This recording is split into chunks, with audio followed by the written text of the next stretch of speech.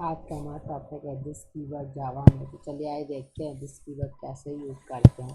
This keyword किसी भी चीज़ के करंट के इंस्टेंस वेरिएबल या मेथड या कंस्ट्रक्टर या मेथड आर्गुमेंट के लिए यूज़ करते हैं। हमने क्या कहा, दिस क्या रेफर करता है, करंट इंस्टेंस वेरिएबल को। इंस्टेंस वेरिएबल क्या होता है, नॉन स्टैटिक वेरिएबल को इंस्टेंस वेरिएबल कहते हैं। फिर हमने क्या कहा, दिस रेफर करता है मेथड को। अगर हमें करंट मेथड को कॉल करना है तो हम दिस का यूज़ कर सकते हैं।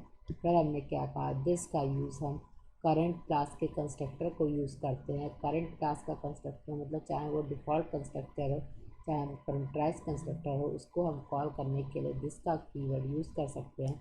फिर क्या कहता है कि हम ऑब्जेक्ट को जब पैरामीटर की तरह पास करते हैं तो उस ऑब्जेक्ट को हम कॉल करने के लिए दिस का यूज़ कर सकते हैं। तो हमने क्या कहा, current class instance variable ambiguity clear करने के लिए दिस का यूज़ किया जाता है। एम्बिग्यूटी क्या होता है, क्लियर करने के लिए किस वेरिएबल को हमने कॉल किया है उसके लिए हमने दिस कीवर्ड का यूज़ किया है। तो हमने क्या कहा, जैसे class x void show roll number string name, तो हमने क्या कहा, ओरिजिनल वेरिएबल यूज़ किया है, इसलिए दिस डॉट रोल नंबर और दिस डॉट नेम यूज़ किया है। अगर मान लेते हमने क्या कहा, यहाँ पर अगर हम ओरिजिनल वेरिएबल ना यूज़ करके एंड आर यूज़ करते पैरामीटर की तरह और एंड स्ट्रिंग nm यूज़ करते तो हम ओरिजिनल वेरिएबल में कैसे वैल्यू पास कराते, आर फिर नेम इक्वल टू एन पास करते। लेकिन हमने ओरिजिनल वेरिएबल यूज़ किया है इसलिए हमें दिस कीवर्ड का यूज़ किया है।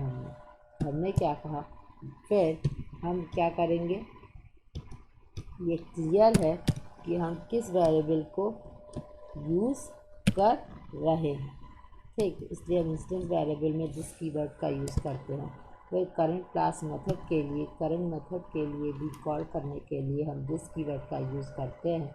तो क्या करता है, हमने क्या कहा, class x void show one int roll number string name, ये हमने मेथड क्रिएट किया है। और दूसरे मेथड में void show two int age, इसमें हमने करंट मेथड को कॉल किया है दिस डॉट शो वन। तो पूरा मेथड कॉल हो जाएगा जिसको कि हमने करंट मेथड का नाम दिया है दिस डॉट मेथड नेम। फिर हमने क्या कहा, this current class constructor call करने के लिए यूज़ किया जाता है। करंट क्लास का कंस्ट्रक्टर मतलब डिफ़ॉल्ट कंस्ट्रक्टर को कॉल करने के लिए या फिर पैरामीटराइज्ड कंस्ट्रक्टर को कॉल करने के लिए। आइए एग्जांपल देखते हैं। क्लास एक्स कंस्ट्रक्टर क्या होता है, मेथड का नाम और क्लास का नाम सेम होता है विदाउट रिटर्न टाइप, तो हमें इसे क्या कहते हैं, कंस्ट्रक्टर कहते हैं। डिफ़ॉल्ट कंस्ट्रक्टर क्या होता है, जिसमें कोई पैरामीटर पास ना किया जाए उसे डिफ़ॉल्ट कंस्ट्रक्टर कहते हैं। जिसमें पैरामीटर पास किया जाए उसे पैरामीटराइज्ड कंस्ट्रक्टर कहते हैं।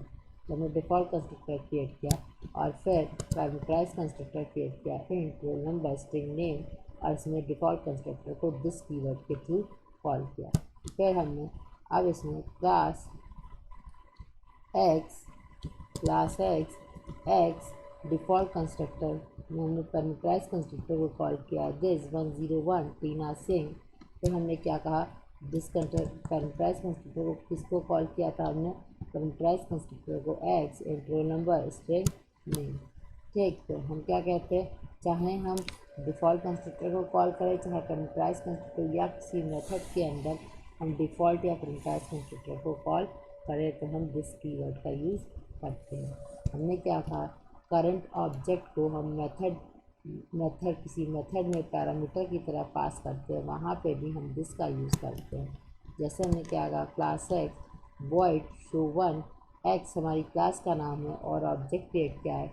इस मेथड को कॉल करने के लिए दूसरे मेथड में void show two show one this क्या बता रहा है, जो करंट ऑब्जेक्ट है उसे कॉल करें। हमने क्या कहा कि हमने सबसे पहले क्या कहा, current instance variable non static variable को मतलब एम्बिग्यूटी क्लियर करने के लिए कि ओरिजिनल वेरिएबल को यूज़ करने के लिए हम दिस कीवर्ड का यूज़ करते हैं। करंट मेथड को कॉल करने के लिए हम दिस कीवर्ड का यूज़ करते हैं। फिर करंट क्लास कंस्ट्रक्टर के लिए, चाहे वो डिफ़ॉल्ट कंस्ट्रक्टर हो चाहे वो पैरामीटराइज्ड कंस्ट्रक्टर हो, उसको कॉल करने के लिए हम दिस कीवर्ड का यूज़ करते हैं।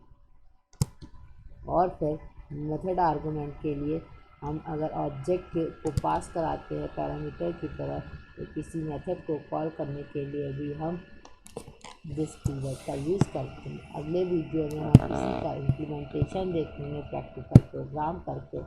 और आज के लिए बस इतना ही। धन्यवाद।